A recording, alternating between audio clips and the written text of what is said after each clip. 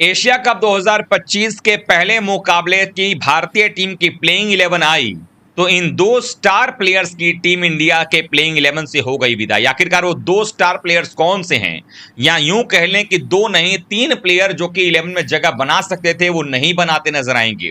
और ये वो प्लेयर्स हैं जिन्होंने पिछले 12-13 महीनों में भारतीय टीम के लिए अपने 2026 के वर्ल्ड कप खेलने की जगह पर लगभग मुहर लगा ली थी। तो आखिरकार वो तीन प्लेयर कौन से हैं, और वो दो प्लेयर जिनके बारे में तो भारतीय टीम बिल्कुल आश्वस्त थी, भारतीय क्रिकेट फैंस आश्वस्त थे कि हाँ ये प्लेयर तो हमारे वर्ल्ड कप की प्लेइंग 11 में होंगे, लेकिन शायद एशिया कप की प्लेइंग 11 में उनकी जगह नहीं बन रही है। यूं कहें कि भारतीय टीम की प्लेइंग 11 जो है गौतम गंभीर और सूर्य कुमार यादव ने पक्की कर ली है, और यहां पर इन प्लेयर्स को जगह मिलती नजर नहीं आ रही है। आप सबको मालूम है कि भारतीय टीम 4 तारीख को जो है वो पहुंच गई दुबई में। दुबई जो क्रिकेट एकेडमी है वहां पर भारतीय टीम प्रैक्टिस कर रही है।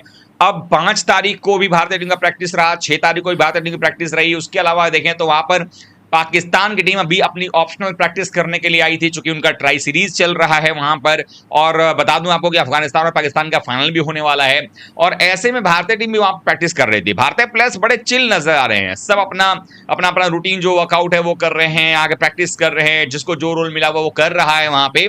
लेकिन प्रैक्टिस 2 दिनों की जो रही है, उन 2 दिनों के प्रैक्टिस को देखने के बाद जो हमारे पास प्लेइंग 11 आई है, ये प्लेइंग 11 बहुत हद तक क्लियर कर रहा है कि भारतीय टीम मैनेजमेंट की सोच क्या बन करके आ रही है। अब ये समझने वाली बात यहां पर यह है कि क्या ये सोच आगे भी जारी रहेगी या सिर्फ ये पहले मुकाबले तक के लिए है। जैसा कि हम सब जानते हैं कि पहला मुकाबला भारतीय टीम को 10 तारीख को खेलना है। 9 तारीख से तो एशिया कप शुरू हो रहा है, लेकिन 10 तारीख को भारत को अपना मैच खेलना है यूएई के खिलाफ। अब आप सबको मालूम है कि भारतीय टीम अगर पहले मैच में जो प्लेइंग 11 उतारेगी, और वो प्लेइंग 11 चाहे जैसी भी हो, आपको 14 तारीख को जो आपको पाकिस्तान के खिलाफ मैच खेलना है दुबई में, उसमें भी आपको वही प्लेइंग 11 उतारना पड़ेगा, क्योंकि आप एक ही मैच के बाद बदलाव नहीं कर सकते। इसीलिए टीम इंडिया पहले मैच में भी किसी प्रकार का कोई जोखिम नहीं ले रही है और इस तरह से काम कर रही है जैसे मानो उनका पहला मुकाबला ही फाइनल मुकाबला हो। ऐसे में जो ये सारी चीजें निकल के सामने आई हैं, उसको देख करके ये लग रहा है कि भारतीय क्रिकेट टीम जो है वो अपने आप में एक अलग तरह से प्रैक्टिस कर रही है, अपने प्लेइंग 11 को सेट करने की तरफ बढ़ रही है, या यूं कहें प्लेइंग 11 बन चुका है। अब इसमें आप सोचेंगे कि आखिरकार वो प्लेयर्स कौन से हैं 3, या यूं कहें जो मैंने कहा कि 2 प्लेयर तो पक्के ही थे टीम में खेलने के लिए, जिसमें से एक प्लेयर के टीम में सिलेक्शन पर भी सवाल उठ गया कि वो प्लेयर अगर आया है तो क्या वो खेलेगा, और तीसरा प्लेयर जिसकी जगह बार बार हम सब कहते हैं टीम में होनी चाहिए, उस पर अभी भी तलवार लटकता हुआ नजर आ रहा है, और उसके पीछे कारण क्या है वो भी मैं बताऊंगा। दरअसल भारतीय टीम का जब ऐलान किया गया तो 15 खिलाड़ियों की लिस्ट सामने आ गई और 5 खिलाड़ी स्टैंड बाय में डाल दिए गए। जो 5 खिलाड़ी स्टैंड बाय में डाले गए उसमें जायसवाल भी हैं, रियान पराग भी वहां पर मौजूद हैं, उसके अलावा सुंदर भी वहां पर मौजूद हैं। तो इस तरीके के प्लेयर्स वहां पर हैं। लेकिन अगर हम बात करें कि जो ये प्लेयर्स स्टैंड बाय में, क्या उनका मौका बनता था? बिल्कुल नहीं, क्योंकि वो 5 अलग हैं, और जो खिलाड़ी यहां पर हैं जो 15 में, इन्हीं में से 11 चुनना है, यानी 4 खिलाड़ी तो बाहर ही बैठेंगे। लेकिन जो 11 में से 4 खिलाड़ी बाहर बैठने वाले हैं, उन 4 में से 3 प्लेयर बाहर बैठेंगे ना। वो 3 प्लेयर वो प्लेयर हैं जो लगातार भारत के लिए T20 में अच्छा कर रहे थे। आप समझें जरा कि भारतीय टीम जो है जायसवाल को बाहर करती है और लेकर के आती है किसको? शुभमन गिल को। और शुभमन गिल को इनाम मिला इंग्लैंड में टेस्ट सीरीज खेलने का, अच्छा परफॉर्मेंस करने का। और शुभमन गिल को सिर्फ टीम में इसलिए नहीं लाया गया कि उन्होंने अच्छा किया, शायद मैनेजमेंट को यह लगता है कि शुभमन गिल को अगर टीम में रखते हैं तो जो विराट कोहली नंबर 3 पर रोल प्ले करते थे बतौर सलामी बल्लेबाज, यहां पर शुभमन गिल वही रोल प्ले करेंगे। टीम में बाकी सारे प्लेयर्स जो अटैकिंग माइंडसेट के हैं, शुभमन गिल कोई बहुत स्लो भी नहीं खेलते हैं, तो शुभमन गिल को शायद वहां पर खिलाया जाएगा, इसलिए जायसवाल को वहां से उठा करके बाहर कर दिया गया।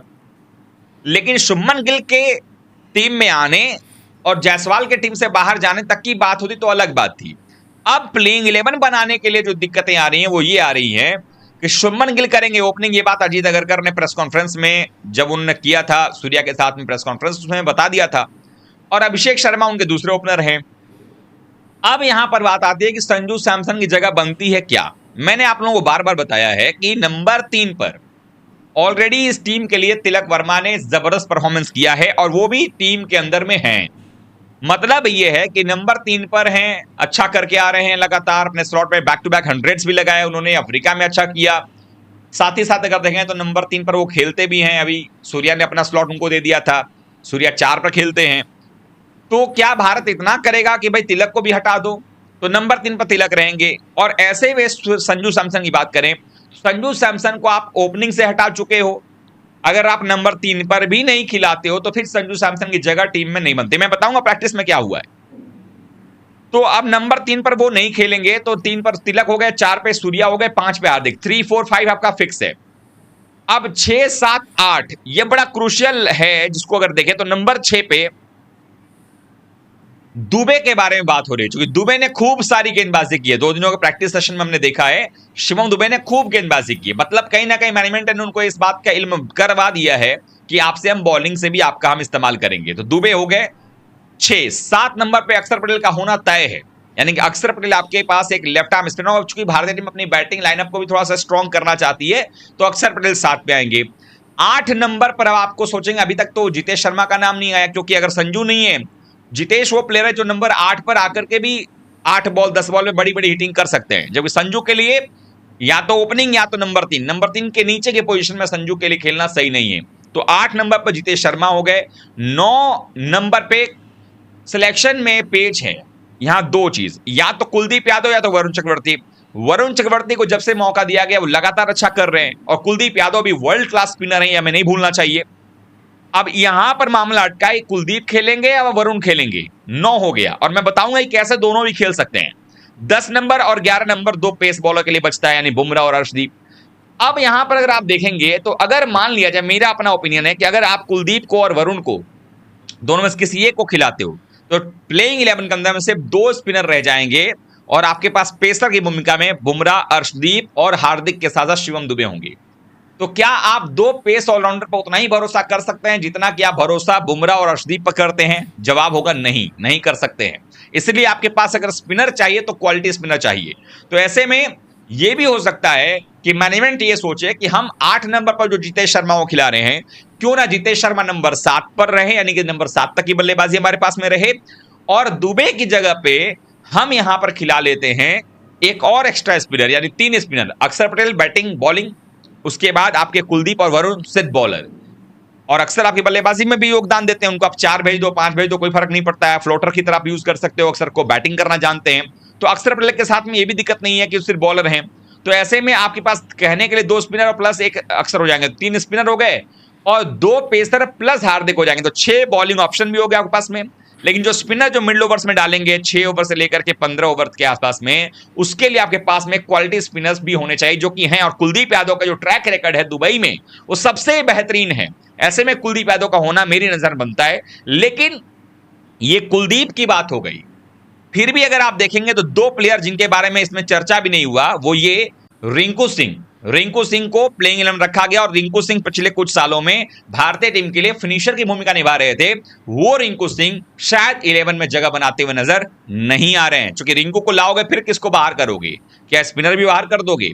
और संजू सैमसन जो कि पिछले 12-13 महीनों में लगातार टीम इंडिया के ओपनिंग के लिए सबसे बेहतर दावेदार थे, उनको ओपनिंग से तो हटाया ही गया है, इवन 11 में जगह बनता हुआ मुश्किल लग रहा है। आप लोगों की क्या सोच है जरूर कमेंट में बताइएगा, लाइक कीजिएगा, शेयर कीजिएगा। मिलते हैं अगली खबर के साथ। Thank you so much.